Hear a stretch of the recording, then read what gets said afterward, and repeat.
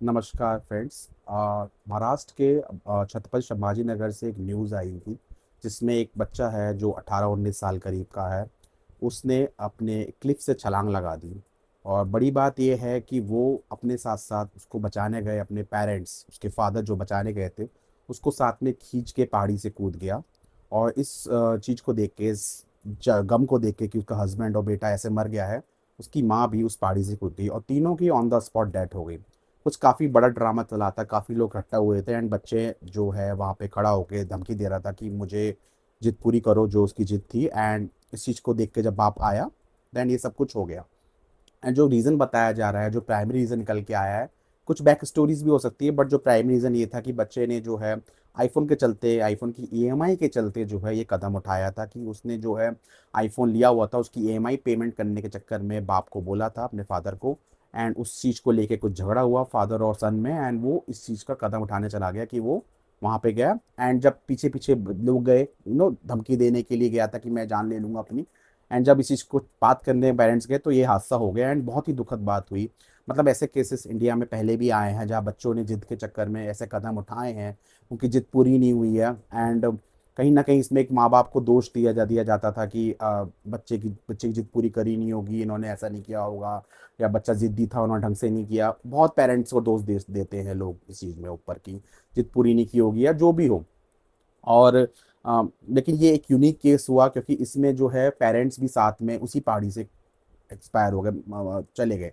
और इसमें एक एक में तो बच्चे ने फादर को लेके ही साथ में गिर गया। और जो मुझे थोड़ा क्लिप से लगा वो यही लगा कि बच्चा जो है बहुत पहले से धमकी दे रहा था, जब वो पहाड़ी पे गया तो वो गिरना नहीं चाहता था, क्योंकि जो धमकी देता है वो ऐसे धमकी देता है ताकि मेरी जिद पूरी हो जाए। जिसको मरना होता है वो खुद ही मर जाता है बिना बताए, वो ऐसे धमकी देता नहीं है। वो चाहता था कि ड्रामा क्रिएट हो और उसके पेरेंट्स उसकी बात मान लें। लेकिन वहाँ पे कुछ उल्टा हो गया, उसका जो फादर है उसको बचाने चला गया।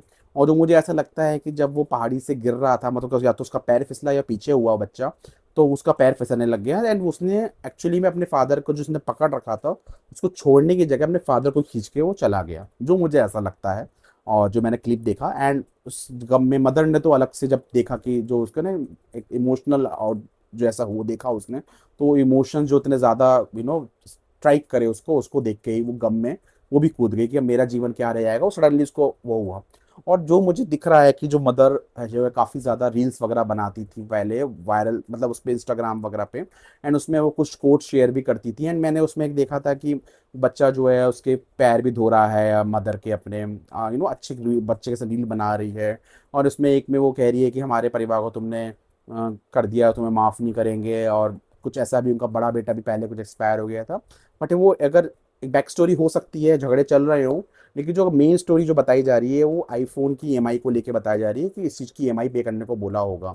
जाहिर सी बात है ये आईफोन था तो जाहिर सी बात है क्रेडिट कार्ड पे लिया गया होगा। और ये क्रेडिट कार्ड या तो उसके पेरेंट्स का क्रेडिट कार्ड होगा या फिर उसके फ्रेंड से लिया होगा। ऐसे बिना क्रेडिट कार्ड के तो ईएमआई बनती नहीं है। तो कहीं ना कहीं बच्चा अगर ये जो है वक्त 19 साल का बच्चा था तो पढ़ाई कर रहा होगा, सुना है नीट की तैयारी कर रहा था शायद ये। तो कहीं ना कहीं ये अपने पैसे तो पे नहीं कर सकता है खुद से, बट 1-1.5 लाख का फ़ोन की जिद कर रहा है पापा से, अपने फादर से कि मुझे दिलवाओ, और ले लिया होगा तो एंड उसकी ईएमआई की जिद कर रहा है। तो मतलब वही बात होगी, पेरेंट्स से दिलवाने की बात होगी। आप लोगों ने ऐसे बहुत सारे वीडियोस देखे होंगे, एक गरीब का बच्चा था अपनी माँ के संग गया था, कैश में आईफोन लेकर खुश हो रहा है, उसकी माँ दुखी हो रही है। बहुत सारे देखे होंगे आईफोन्स के ऊपर भर भर के वीडियो, आईफोन ट्रैप्स के ऊपर, ईएमआई ट्रैप्स के। एंड इंडिया में 70% जो आईफोन है वो ईएमआई पे ही लिए जाते हैं। तो इसके लिए मैं आपसे कुछ किस्सा शेयर करना चाहूँगा, ध्यान सुनना। मेरा खुद का ही किस्सा है, मतलब आईफोन के जो वो होता है, मतलब एक पर्सनल बताना चाह रहा हूँ मैं इस चीज़ के ऊपर। और दो चीज़ें बताना चाह रहा हूँ कि पहली बात तो हमें पता चलता है कि ये जो चीज़ें होती हैं स्टेटस के लिए की जाती हैं। बच्चे जो हैं, जो इस एज के हैं, जेंजी हैं, 2007 या 6 बॉर्न होगा लड़का, तो वो जो चीज़ें हैं वो अपने फ्रेंड्स और फैमिली में देखते हैं कि यार ये चीज़ें बहुत अच्छी हैं, इस चीज़ को दूंगा मैं तो मेरा स्टेटस बढ़ जाएगा, मेरी जो है डिमांड बढ़ जाएगी। हो सकता है लड़कियों के अंदर डिमांड बढ़ जाए, जो ग्रुप में कॉलेज में होंगी, मुझसे लड़की अप्रोच करेंगे, क्योंकि पर्सनैलिटी में सुधार करने का तो हिम्मत नहीं है, जो कि दिख रहा है बच्चे का कोई पर्सनैलिटी तो थी नहीं ऐसी को एनहांस किया जा सके। तो आईफोन या फिर गाड़ी मांगने के चक्कर में को शो ऑफ करके ही शायद लड़कियां मेरे पास आ जाएं। या फिर कुछ और भी, मतलब मैं जिम में जाऊंगा तो मुझे वहाँ पे वीडियोस बनानी है, कुछ बनाना है, वो हो सकता है। मुझे कोई लगता नहीं है कि जिस बच्चा इस तरह से नीट एस्पिरेंट था वो इस तरह की जिद करेगा कि मुझे जो है इससे कुछ अपना रोजगार करना है, मुझे रोजगार सोचना है कुछ। वो बस वो शौक के लिए ही मांग रहा हो, वो ऐसी जिद करने वाला बच्चा। और उसने पहले भी जो है एक सुसाइड अटेम्प्ट करने की कोशिश करी है, ऐसा पता चल रहा है। और जो है पहले भी शायद ऐसे टैंट्रम्स थ्रो करता होगा पेरेंट्स के ऊपर। और अब इकलौता बच्चा बचा था तो पेरेंट्स जो है थोड़े से कम स्ट्रिक्ट हो जाते हैं। हालांकि मुझे ऐसा लगता है कि जहाँ पे सिबलिंग्स होते हैं, मल्टीपल बच्चे होते हैं, तो वहाँ पे तो फिर भी आप बच्चे एक दूसरे को शेयर करना देखेंगे कि मुझे इसको भी शेयर करनी पड़ेगी। अगर एक आईफोन दिलवाना तो बड़े भाई या बहन को भी दिलवाना पड़ेगा, तो माँ बाप पे लोड आएगा। लेकिन वो चीज़ ना जब इकलौता होता है तो ज़्यादा स्ट्रिक्ट हो जाना चाहिए पेरेंट्स को, लेकिन वो उल्टा हो जाता है, बच्चे पेरेंट्स कम स्ट्रिक्ट हो जाते हैं। वो आपने देखा होगा जब बच्चे इकलौते रह जाते हैं उस चीज़ के ऊपर। मैं ये नहीं कह रहा हूँ कि इकलौते होना चाहिए, दो होना चाहिए, बट मैं एक फैक्ट बता रहा हूँ जो मैंने देखा है कुछ कुछ चीज़ों में। अगर वो स्ट्रिक्ट ज़्यादा हो जाए तो वो चीज़ें वहाँ पे थोड़ी दब जाती हैं। बट द थिंग इज कि जो मुझे मैंने बताया था आपको स्टोरी जो बताना चाह रहा हूँ वो ये, जैसे मेरा ये फ़ोन जिससे मैं शूट कर रहा हूँ आपका, this is iPhone 15 and I am 34 years old. मैंने 2 साल पहले करीब लिया था इस फ़ोन को। एंड ये फ़ोन जब मैंने लिया था, मैंने एक्चुअली मैं, अगर आप कुछ पहले इंस्टाग्राम वगैरह पे भी देखेंगे मेरा या फिर यूट्यूब पे भी, तो पहले मैं थोड़ा सा काफ़ी ज़्यादा वीडियो और फोटोज़ खींचे शौक करता था। इंस्टाग्राम पे मैं चैनल पे फोटोज़ वगैरह भी खींचता था अपने, मुझे बहुत पसंद था। तो उस टाइम पे मेरे पास एंड्रॉयड फ़ोन था। एंड ऐसा नहीं था कि मैं आईफोन जो है ईएमआई पे बहुत सालों पहले अफोर्ड कर सकता था, बट मैंने नहीं किया था बिकॉज मुझे लगता था कि जिसका थोड़ा कैमरा ठीक है वो मैं उससे काम चला लूँगा। मैंने सारे एंड्रॉयड ब्रांड यूज़ किए हुए हैं। Even one point of time पे मैंने iPhone 7 Plus भी यूज़ किया था। वो किसी फ्रेंड का लेके किया था मैंने, उसने मुझे कहा था ट्रायल कर लिया, अगर तो अच्छा लगे तो मुझसे सेकंड हैंड ले लेना। बट मैंने नहीं लिया था, बट ट्राई किया था कुछ टाइम। तो आई नो उसकी कैमरा क्वालिटी बहुत अच्छी होती थी, वो सब था, बट मेरे पास, मैंने नहीं अफोर्ड किया। मेरे पहले जो टारगेट लाइफ के थे वो यही थे कि मैं जो है अपना घर बनाना चाहता हूँ, घर करना चाहता हूँ, उसके मैं अपनी गाड़ी लेना चाहता हूँ, मुझे ज़रूरत थी कार की, एक कार लेना चाहता हूँ। और या फिर और मैं अपना कुछ उस कार से पहले, मतलब मैं अपनी सिक्योरिटी, सोशल सिक्योरिटी करना चाहता हूँ ताकि मेरा कुछ पैसा जमा रहे, मतलब कुछ सिक्योर हो जाना चाहता था लाइफ में। तब मेरी वो डिमांड होती थी। और जनरली जो लोग आज का देखा जाए, ये तो बच्चा जैसे वर्किंग नहीं था, तो उसमें अगर देखा जाए तो आजकल लोग वर्क भी करते हो, सबसे पहले सोचते हैं कि मैं एक महंगी कार ले लूँ, चाहे वो 30 हज़ार कमा रहे हो तो सोचते हैं मैं 15 लाख की कार ले लूँ, या फिर मैं आईफोन तो जरूर ले लूँ 40 हज़ार रुपये की जॉब में।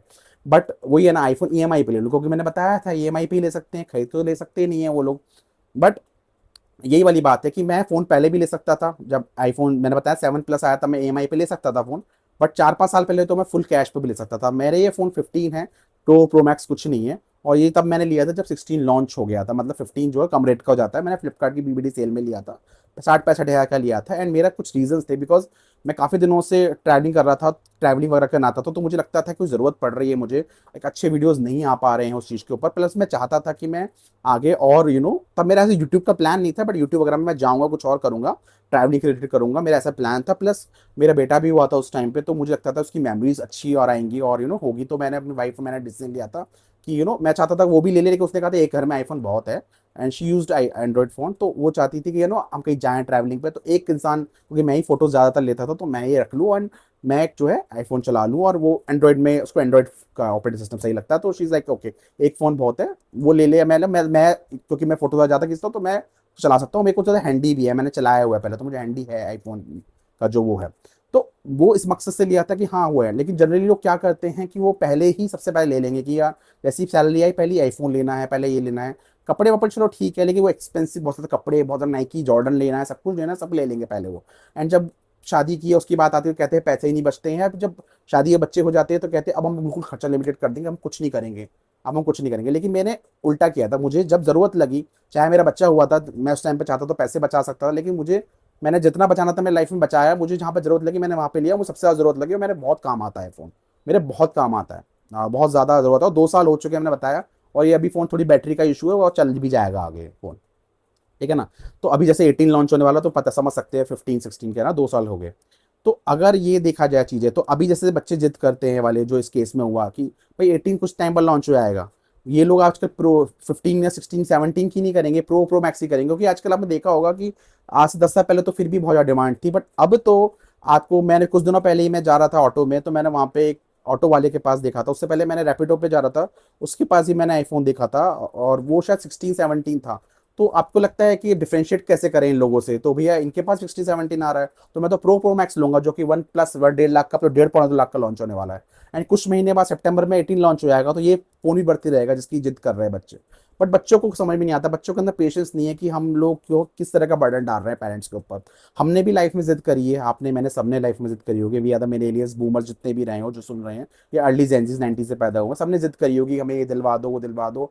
बट एक जिद का लिमिट होता है। हम किसी ने कुछ खाना छोड़ दिया होगा, किसी ने कुछ थोड़ा है ना, थोड़ा टेंट्रम किया होगा, दिलवा दो, थोड़ा रो पड़ा होगा, कुछ ऐसा किया होगा, और उसका अमाउंट बता, कोई 500 रुपये की चीज़ चाहिए, 1000 की चीज़ चाहिए, 1500 की चाहिए, लेकिन एक 1.5 लाख की चीज़ की जिद में कभी आज तक करी नहीं होगी, क्योंकि बिकॉज हम ऐसे नहीं वो हुए थे, और करीबी हो तो ऐसा धमकी नहीं दी होगी कि अगर 500,000 के लिए भी कि मैं जान ले लूंगा अपने, जाके नहीं दिलवाया, या मैं खर्च होकर चला जाऊंगा, इतनी हिम्मत नहीं होती थी किसी में, या पेरेंटिंग ऐसी थी या क्या था, हमारी हिम्मत नहीं होती थी कि हमें सब करें।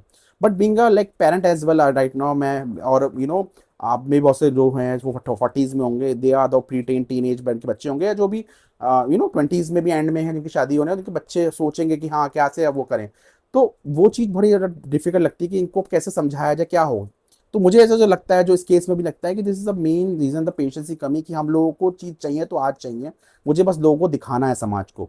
इससे रिलेटेड किस्सा जो बताना चाहूंगा, कि मेरे पास जब ये फ़ोन नहीं था, मैंने बताया था कि मेरे फ्रेंड एक फ़ोन एप्पल जंकी था, वो एप्पल में बहुत खर्च करता था, उसने iPhone 7 Plus भी लिया था, जिसने मुझे सेकंड हैंड के लिए बोला था, एक्स भी लिया था, दोनों टाइम उसने मेरे क्रेडिट कार्ड से लिया था, मेरे पास क्रेडिट कार्ड था, तो ही यूज टू वर्क, ऐसा नहीं, बट उसका क्रेडिट कार्ड नहीं था, या उसकी लिमिट कम थी, I don't know, 1 lakh limit नहीं थी, और एक्स 1 लाख का आया था, तो ही यूज टू पे me the EMI on time, that's a thing. But उसको था, वो लेना तो लेना था, PMI मुझे वो पे करता था, ही वॉज वर्किंग। तो ही यूज टू से मे वन थिंग यार, कि मतलब उस टाइम पर चलो कहता भी था, कि जब हमें आता कि तू भी iPhone ले ले भाई, तू भी लेगा ना, एक गाड़ी ले लियो, मतलब सेकंड हैंड ले ले, कुछ भी ले ले, उसके उसके पास भी उसके फादर की गाड़ी थी, तो बोलता था गाड़ी लेगा और iPhone लेगा तो लड़कियां अपने आप तेरे पास आएंगी। एंड ये बात उसने मुझे बोली थी एक टाइम पे। पर ठीक है, मैंने नहीं लिया था, वो लिया था, बट वही वाली बात है कि उस टाइम पे ये सब था, कि मेरे पास लड़कियां आएंगी, मैं जो है जिम में बहुत कूल दिखूंगा। आजकल तो सबके पास दिख जाता है, तो अब वो ऑरेंज वाला 70 Pro Max चाहिए, उसको ऑरेंज दिखता है ताकि डिफ्रेंशिएट हो सके। तो ये चलता रहेगा, अभी कुछ टाइम बाद 18 जो पर्पल कलर में आना है ना, तो वो डिफ्रेंशिएशन बन जाएगा। स्टेटस सिंबल और के चक्कर में इतना पेशेंस होता जा रहा है, कि ये पेशेंस जो बच्चों के अंदर होता जा रहा है, कुछ तो रीजन सोशल मीडिया है ही है, बट उस चीज़ पे पेरेंट्स भी पूरा कंट्रोल नहीं कर पाते। बट कुछ चीज़ें एक बचपन से इंस्टिगेट भी होती हैं चीज़ों से, कि भाई हमको किस चीज़ को फुलफिल करना है, बच्चा किस तरह के टेंट्रम थ्रो कर रहा है हमारे ऊपर, चाहे वो 500 रुपये की चीज़ के लिए, 1000 रुपये की चीज़ के लिए, 500 रुपये 1000 रुपये चीज़ पे टेंट्रम थ्रो कर रहा है, दिलवा दी चलो कोई बात नहीं, रो पड़ा। मॉल में जाके हम देखा होगा, बच्चे जो है किसी शॉप में जाते हैं तो रो पड़ के पिघल जाते हैं, दिलवाओ दिलवाओ दिलवाओ। तो बच्चे आजकल जेंटर पेरेंटिंग का जमाना आ गया, तो कुछ कहते भी नहीं है। तो ये जब चीज़ें जो है, पहले जो खाना छोड़ने से होती है, फिर सामान तोड़ने से होती है, फिर बाहर जिद करने से होती है, फिर कभी घर छोड़ के जाने से भी होती है, कि घर छोड़ के चले जाऊंगा, मैं नहीं आऊंगा, घर पे नहीं आऊंगा, फिर एंड मोमेंट पे ये सोसाइटी की धमकी और सोसाइटी आइडेंटिटी तक चली जाती है। तो इस चीज़ को, पैटर्न को नोटिस करना चाहिए पेरेंट्स को, कि हाँ अगर ऐसा पैटर्न नोटिस हो रहा है, तो बच्चों को जेंडर पेरेंटिंग छोड़ के कुछ स्ट्रिक्ट पेरेंटिंग पे आना चाहिए, तभी जाके कुछ चीज़ हो सकती है, न वरना ये चीज़ें, तो ये जो केस है, ये तो एक यूनिक केस है, बट ऐसी चीज़ें दिखेंगी आपको समाज में, ठीक है ना। और ये बच्चे अकेले करे या फिर पेरेंट्स के साथ जो हुआ है वो करे, लेकिन ये समाज में है, आप कोई चाहता नहीं कि उसका बच्चा ऐसी हरकतें करे, सब पेरेंट्स चाहते हैं कि उसका बच्चा समझे, लेकिन कहीं ना कहीं बहुत डिफिकल्ट हो जाती है इस तरह की पेरेंटिंग को संभालना। और being a father as well, मुझे भी ऐसा लगता है कि how all things, because my child is too older right now, but अगर वो आगे जाके जिद करेगा, तो मुझे भी उसको चीज़ों को देखना पड़ेगा, एंड बहुत डिफिकल्ट हो जाता है चीज़ को समझना भी है, सोचना भी कि ऐसे बच्चे कैसे कर रहे हैं। तो मुझे जैसे पहले लगता है कि यही रीज़न है, कि उनको पेशेंस सिखाना सीखना बहुत ज़रूरी है, कि बेटा आपका टाइम आएगा तो आप भी ले लेना, आपका जब कैश कमाने जाओ कर लेना, अभी इस चीज़ में यही फ़ोन ले सकते हो तो लो। और ये मतलब ये चीज़ ना छोटी चीज़ से ही शुरू होगी, ये नहीं कि आप सीधा फ़ोन के ऊपर ही मना कर दो, सारी सारी पीछे सारी छोटी चीज़ पूरी पूरी करते आ रहे हो, जस्ट फ़ोन के लिए आपने मना कर दिया और फिर वो रोकने लग गया। तो उसका एक थोड़ा सा बहुत ज़रूरी है इस चीज़ का पेशेंस सिखाना। सेकंड ज़रूरी है कि बच्चों को अपनी लाइफ का सेंटर ऑफ अटेंशन ना बनाना, जो मुझे इसकी माँ के वीडियोस से थोड़ा लगा, और जो भी हो सकता है, उनका पहला चाइल्ड जो है, बड़ा भाई एक्सपायर हो गया, जो भी हो, बट बच्चों को ऐसा सेंटर में डालना है कि बच्चा खुद ही अपने आप को, एक डायलॉग था उसका, हम ब्रह्मास्मि, कि मेरे बिना इन पेरेंट्स से कुछ नहीं हो सकता, मेरे पेरेंट्स जो है मेरी खुशी के लिए बहुत कुछ करने को तैयार हैं, एंड दे आर, वो बहुत सैड हो जाते हैं कि मैं सैड होता हूँ, तो मतलब मेरी खुशी को डिपेंड हो गई है। ये रिलेशनशिप में भी होता है, आप देखा होगा, लेकिन वहाँ पे ये होता है कम से कम आप ब्रेकअप कर सकते हो, आप छोड़ सकते हो दूसरे को, मतलब टाइम लगेगा, लेकिन पेरेंट्स से बात कर सकते हो। लेकिन जब बच्चा ही पेरेंट्स को एक इमोशनल ब्लैकमेलिंग में चला जाए, कि कि मेरे बिना का कुछ नहीं होगा, पेरेंट्स ने दिखा दी ये चीज़, की माँ ने दिखा दी स्पेशली, कि बेटा तेरे बिना मेरा कोई जीवन ही नहीं है, तू जो कहेगा वो होगा, तो बच्चा सोचने लगता है अब मैं रिवर्स करता हूँ, अब जो मुझे चाहिए वो मुझे मिल जाएगा। तो पेरेंट्स को स्पेशली जो है, ये जो साइकोलॉजी जो बच्चे खेलते हैं ना, ये अपने आप को इस पर ढालना ही नहीं चाहिए, कि बच्चों को बिल्कुल सेंटर ऑफ अटेंशन बना देना अपना, कि आई नो बच्चों को बचपन बनाओ, बच्चे जब छोटे हो, बच्चे आपको खुद सेंटर ऑफ अटेंशन बना लेते हैं जब वो छोटे होते हैं, कि अब वो आपको आपको सब कुछ मानते हैं, लेकिन जब बड़े हो जाते हैं तो आप उनको सेंटर ऑफ अटेंशन आने की जरूरत नहीं है, they are their own as well. उनको पता होना चाहिए कि ये चीज़ें करनी है तो खुद से कमा लो, इतना हमको आपको दे सकते हैं, इतना हम कर सकते हैं, एंड हम आपके बिना, ये नहीं कि आप अब जिद पूरी करोगे तो हम आपको सब पूरी करेंगे, एंड आपके बिना मरे जा रहे हैं, आपके बिना तो हमारा जीवन ही नहीं है। बच्चों को समझ में अगर लग गया ना, वो बच्चा ये रिवर्स ही खेलेगा कि मेरे पेरेंट्स तो मेरे लिए कुछ कर देंगे, बिकॉज मैं इकलौता हूँ या मैं दिखलौता हूँ, जो भी हूँ, मेरे पेरेंट्स कुछ भी करने को तैयार है मेरे लिए, मुझे फर्क नहीं पड़ता कि मैं क्या डिमांड करूँ, मेरी डिमांड रीजनेबल है या नहीं भी है। तो ये जो मुझे चीज़ थी, मुझे लगती है कि ये चीज़ अगर बच्चों, पेरेंट्स को सीखें, बच्चों को थोड़ा सा अपना डाइवर्ट करें चीज़ों को लेकर, बच्चों का टेंशन ना बनाएं एंड उनकी सारी जिद को पूरी ना कोशिश करें। ऑब्वियसली ये बात एक नॉर्मल सलाह हो सकती है, लेकिन एक एक आपको रिवर्स करना पड़ेगा कि बच्चों को थोड़ा सा ध्यान हटाना पड़ेगा कि हाँ, हम तुम्हारे बिना कुछ हो सकता नहीं है, तुम्हें जो करना है करो, ठीक है, तुम्हें अगर ये फोन चाहिए तो खुद कमा लो, कोई कहीं पे काम कर लो, मैकडोनल्ड्स पे काम कर लो, कहीं काम कर लो, कुछ कर लो, कमा के दे दो, हम आपकी जिद पूरी नहीं करेंगे। एंड इट डजेंट मीन कि हम आपकी जिद पूरी नहीं करेंगे तो ये सिर्फ एक जिद के लिए, ये आपको शुरुआत से ही करना पड़ेगा।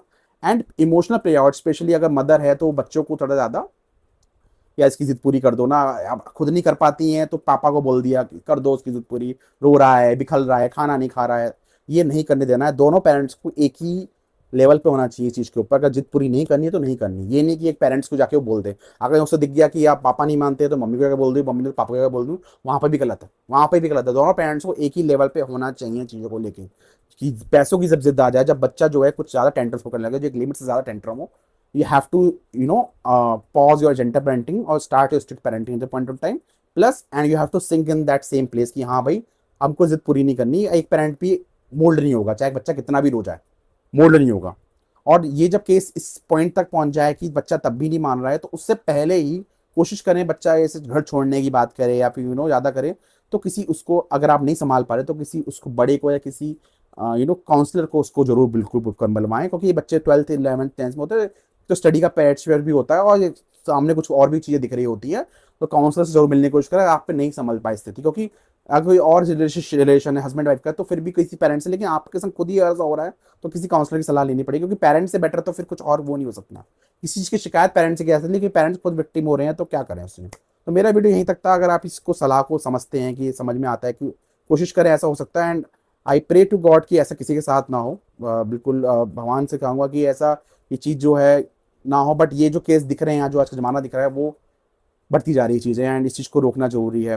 एंड हम किसी एक पर्टिकुलर ब्रांड्स पे, एप्पल पे, आईफोन पे इस चीज़ का ब्रांड दे सकते हैं, किसी चीज़ के लिए बोल सकती है, कल कोई चीज़ कार के लिए बोल सकती है। आपने देखा होगा बहुत सारे टीनेज बच्चे जो हैं, उनको कार दे दी जाती है तो वो किसी को भी मार के आ जाते हैं, 17-18 साल के होते हैं, तो वो कार पे पब्लिक हो जाती है, तो वहाँ पे पेरेंटिंग का दोष दिया जाता है। लेकिन यहाँ पे क्या दोष दें, यहाँ पे पेरेंटिंग को देंगे या क्या देंगे पता नहीं, क्योंकि पेरेंट्स खुद चले गए साथ में। तो मेरा वीडियो यही तक था। मैं एक अगला वीडियो बनाऊंगा जो होगा, जो भी केस दूसरा आया दिल्ली में, जहाँ पे एक लड़के के जो इन लॉज को उसने मारा है, तो उसके ऊपर बनाना चाहूँगा, एक शॉर्ट वीडियो होगा मैं। तो यही वीडियो यही था। अगर वीडियो पसंद आया तो मेरे वीडियो को लाइक करें, चैनल को सब्सक्राइब करें। Thank you so much.